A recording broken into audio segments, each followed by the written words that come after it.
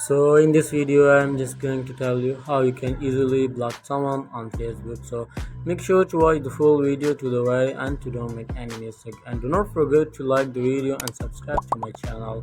Thanks guys. So let's get started without wasting any time. And first of all, open up your Facebook account, and the first and the easiest way to block someone on Facebook is just go to its profile, and then after that just click on these three dots near the like, and then here you can see the option of block.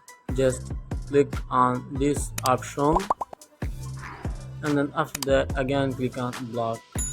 So after blocking someone, that person will be not able to send you the friend request or text you or call you or tag you or what else, and all of that stuff.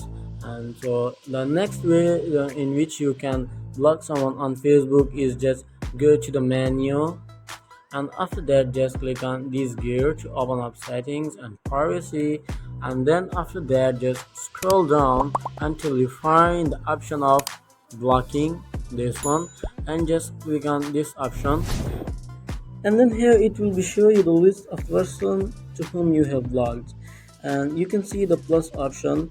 By clicking on this option you will be able to add other person to your block list, and here type the name of someone to whom you want to block just by clicking on block and again block.